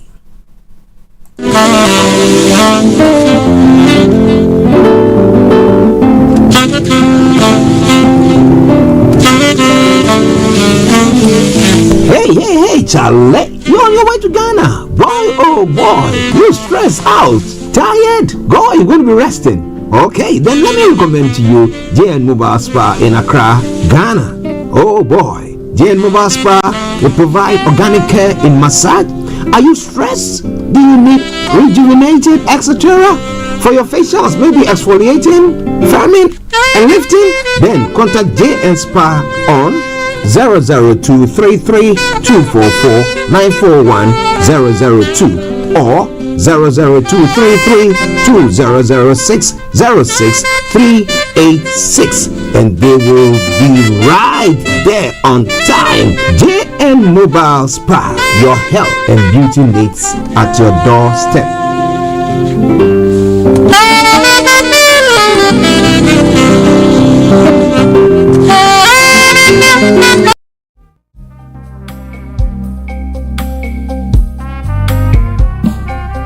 Are you looking for the fastest, reliable, and trustworthy door-to-door shipment company? Well, look no further. When was the last time your family received a shipment back in Ghana on time and intact? You are not sure? Well, Lamb Shippers, we pride ourselves with being the fastest, reliable, and trustworthy shippers you can use. You are assured of a prompt pickup anywhere in the UK by our personnel. They also make sure your items are well packaged to get to its destination intact. When it comes to door-to-door shipment, look no further. Well, Lamb Shippers, contact us on 07939009321 or 07498911820. Or you can visit our website www.welllamp.co.uk. You can also drop us a mail, info@welllamp@gmail.com. Well Lamp Shippers, fast, reliable, and trustworthy.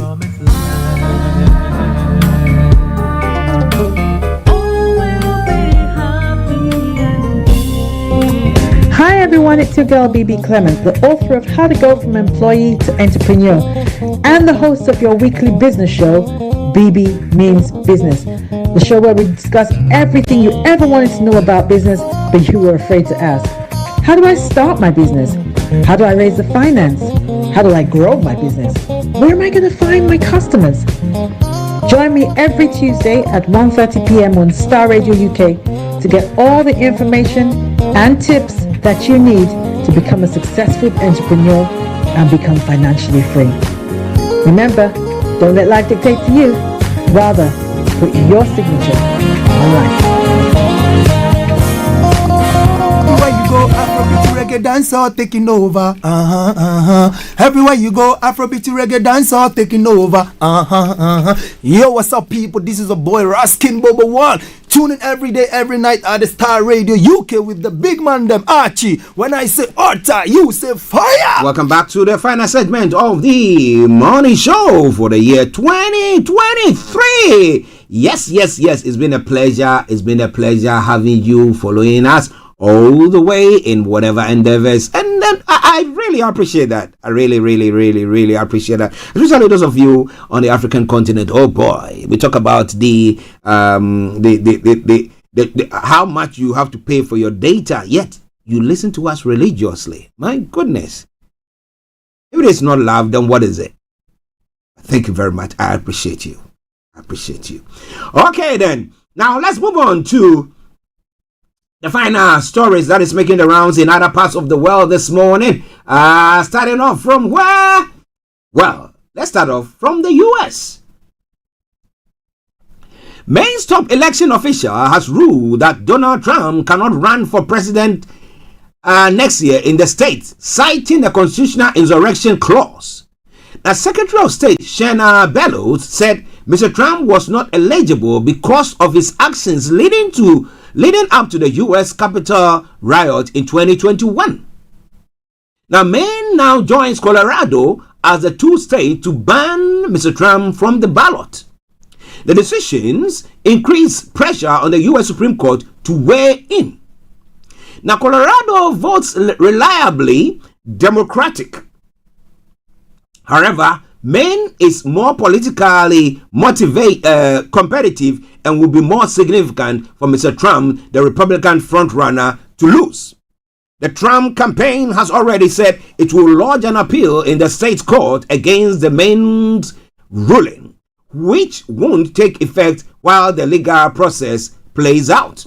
Now, hours after Maine's decision, California, America's most populous state, announced that Mr. Trump will remain on the Republican primary ballot there. Now, courts in other states, including Michigan and Minnesota, have also recently dismissed efforts to block Mr. Trump from running as a candidate. It is likely that the Supreme Court will make the ultimate decision as whether Mr. Trump can run for president or whether he is ineligible because of a Civil War era amendment to the U.S. Constitution. Are we all subject to the laws? Also, are there some people who are above the laws?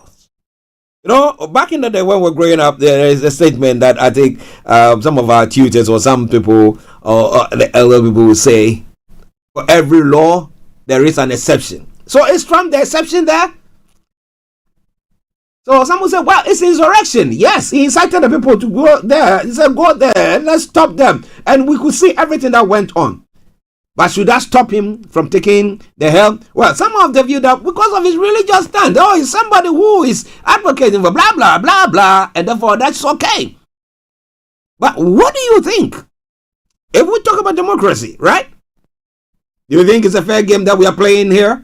So let's take it as I said earlier on. For example, that next year's election, and then we have the Democrats losing the election, and then they saying, Biden saying, we're not going to be, we're saying it's all fake. It's all, it was all stolen from us and blah, blah, blah. And also incite people to go there and do the same thing. And maybe this time round, outwit the security agencies, and maybe you have some people even killed there. Worst of scenario. What do you think will happen? These are the champions of democracy. These are the champions of democracy. Talk about rule of law. Do you think that is a rule of law? But well, who knows how people think. Shamsuddin, let me say good morning to you once again. God bless Yoruba Nation. Yoruba Nation now. It says we want Yoruba Nation. And God bless you, sir. God bless you too, Shamsuddin, for that wonderful time. You are always there listening to us. And let me say good morning to Tosino all the way in Moscow as well. Star Radio UK, your favorite African and Caribbean radio station in London. I'm moving on to other parts of the world as well. 16 people have been killed and dozens wounded in the wave of Russian strikes across Ukraine. Now, Ukraine's military says Russia launched a massive attack with 158 drones and missiles. The Air Force says it has never seen so many locations targeted simultaneously. Russia used nearly every type of weapon in its arsenal, with homes and a maternity hospital hit, the Ukrainian President Volodymyr Zelensky has said. Cities across Ukraine were attacked, including the capital Kyiv, Lviv in the west, Odessa and Zaporizhia in the south, and Dnipro and Kharkiv in the east. Earlier this week, Ukraine struck a Russian warship in the occupied Crimean port of Feodosia. And I bet you this is a retaliatory attack there. But how do you see this war in Ukraine also going? Do you think there is an end in sight? And come 2024, how is it going to pan out? Especially when the U.S. House of Representatives are doing their best to actually halt or stop the support that the U.S. government is giving to the Ukrainians to fight this war. If that ceases, what happens? Would that give Russia the manpower to be able to now outwit them totally?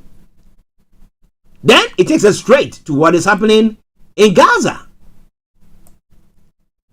So, how can we condemn the whole thing? An estimated 150,000 Palestinians are being forced to flee areas of central Gaza, the UN has said, as Israel forces advance on refugee camps there. Witnesses and Hamas armed wing reported that tanks had reached the eastern outskirts of Bureij camp. Israel's military recently expanded its ground offensive to target Bureij and nearby Nuseirat and Maghazi camps. Israeli bombardment also killed dozens of people across Gaza on Thursday, the Hamas-run health ministry has said. Egypt has confirmed that it has put forward a 3-stage proposal to stop the fighting, which ends with a ceasefire.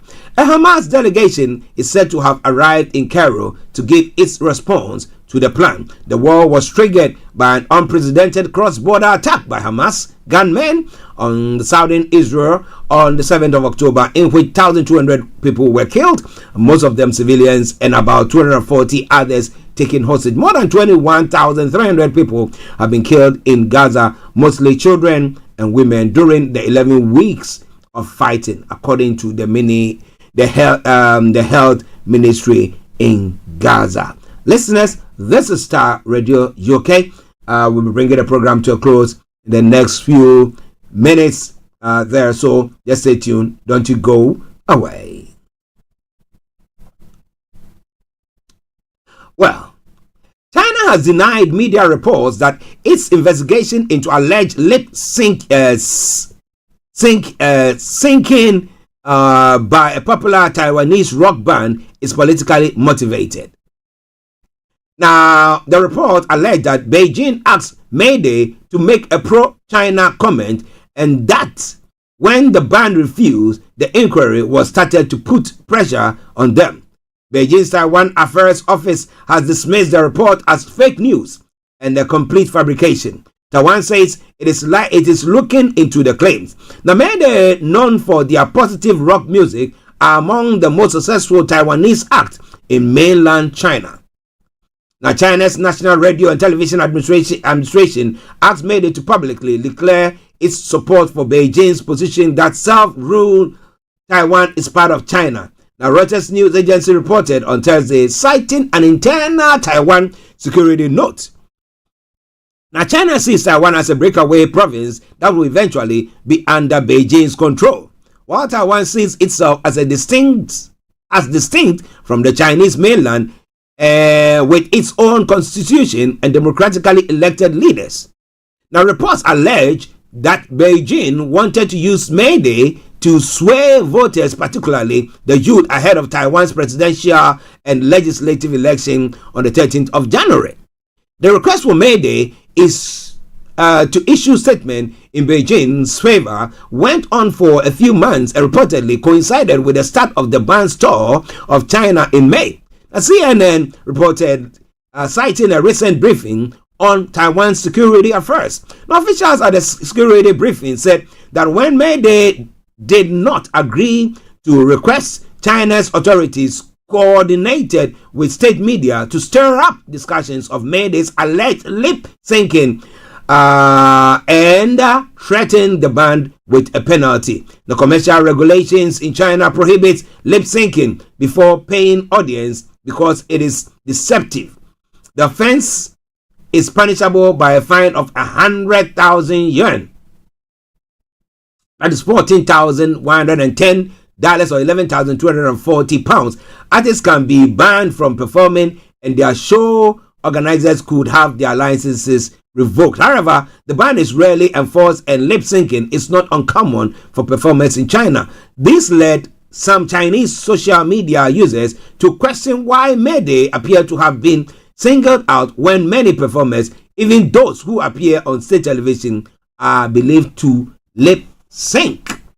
Well, it is all coming away from Starr Radio UK.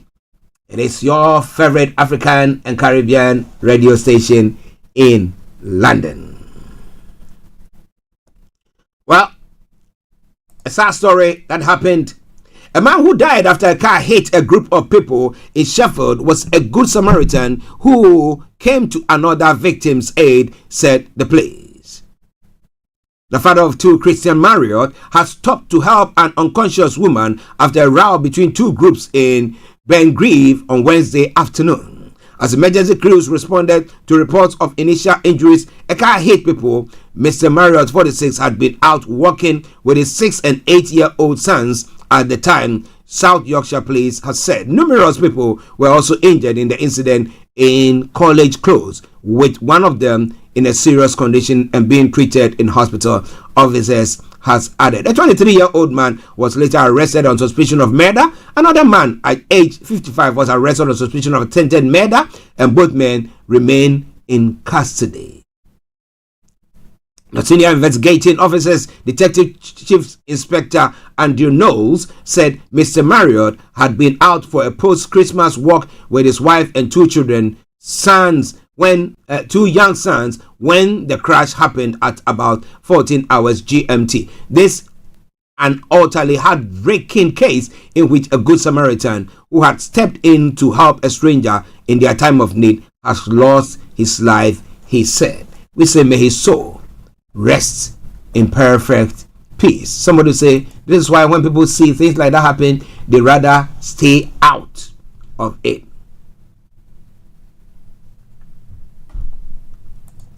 Starr Radio UK, 8 minutes to the end of the program. Now, educating, training, and rehabilitation needs to become the primary focus of jails, the Chief Inspector of Prisons has said. His intention comes amid growing concerns and overcrowding in jails. It goes further to say the government says its new prisoner education service will improve outcomes for those being released from custody. Mr. Taylor suggested that jails were failing to reduce the risk of prisoners reoffending and that many inmates were failing to learn to read. Others, he said, were taking part in courses which would not help them get jobs in future. He also argued that the high availability of drugs in some prisons was hindering rehabilitation efforts, as he called for immediate actions to give prisoners the skills they need for life in the workplace. Last week, the prisons population of the UK was more than 87,000, and Mr. Taylor believed there is not enough space for them to be provided with activities they need for suitable rehabilitation. So what do you think is the way forward for all that? Listeners, this is Starr Radio UK. It is your favorite African and Caribbean radio station in London. The final story here.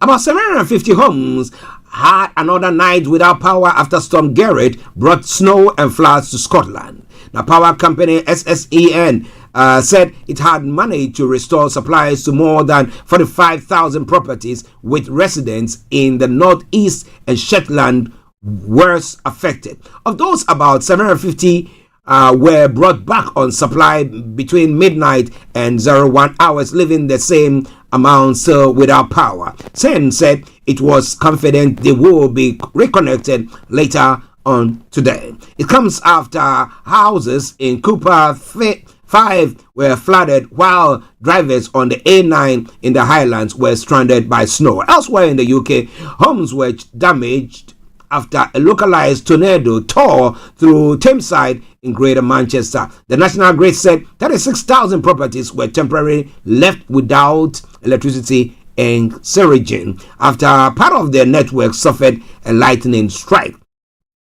Storm Gerrit A9 reopens, but disruptions continues after the storm and tornado. 1,000 lose power as 85 miles per hour winds hit Wales. Now, 3 men die after 4x4 enters Yorkshire River. Those are some of the activities or things that have gone on. And ladies and gentlemen, this is where I have to say thank you very much. And thank you for your patronage throughout the year 2024 and beyond that. You order 23 or for all that you have done for us. We are ensuring or going into a new year, and I believe that we'll still be there and we'll be here by the grace of God to bring you everything that you need to know. And the team will be joining me come Tuesday when we resume. Yomi is still on the road. Yes, he's on the road. That's why he's not here. Meeting with various communities, and we're going to be telling you more about everything that has been discussed and gone on once we come back in the new year. So on that note, once again, let me put it this way. Good morning, good afternoon, good evening, good dawn to you.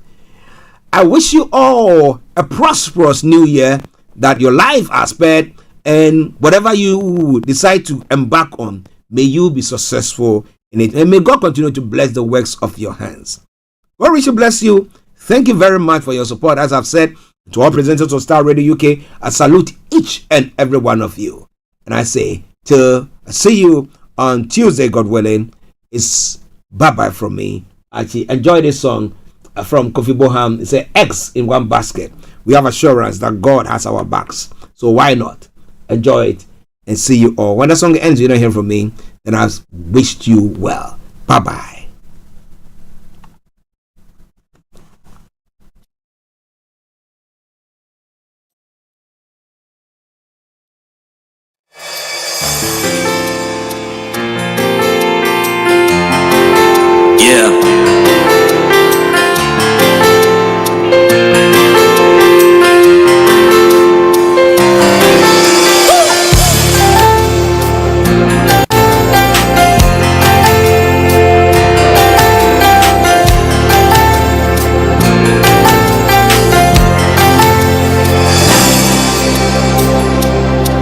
I was told, when you want to cross the road, look left, right, and left again.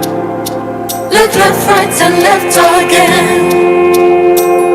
If you don't do this, you could die in pain. A motor go fit to jam you insane. Aye, aye, aye, aye. But one day I saw you when you called my name, and I took no precautions to look elsewhere. 'cause I can never be a casualty in your hands, oh my Jesus, say I can never be a casualty in your hands, you have not let one person slip. I can never be a casualty in your hands, I am my safest with you. I can never be a casualty in your hands. I can never be a casualty in your hands. Nobody has been. I will not be the first. I will never be. I can never be a casualty in your hands. No, no, no, no, no, no, no, no. 'Cause I have put all my eggs into one basket. This is Starr Radio UK. That basket is you, Jesus. That basket is you, Jesus. Thanks for listening. I made my choice. I will follow till the end of the road. I have no backup plan besides you. My basket is there. I have put all my eggs into one basket. That basket is you, Jesus. That basket is you, Jesus. That basket is you, Jesus. That basket is you, Jesus. Sing, they can call me and say, they can call me and say, I have made my choice. I will follow till the end of the road. I have no backup plan besides you. My basket, Jesus.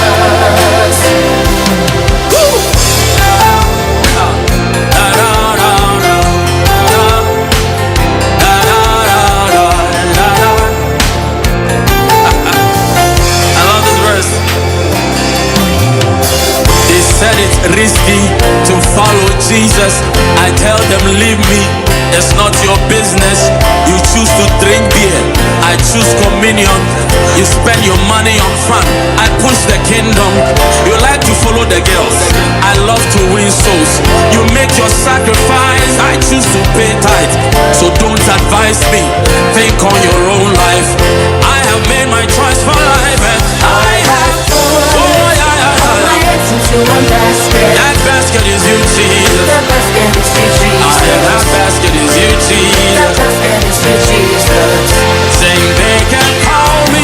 They can call me and say, I have made my choice. I will follow till the end of the road. I have no backup plan beside you.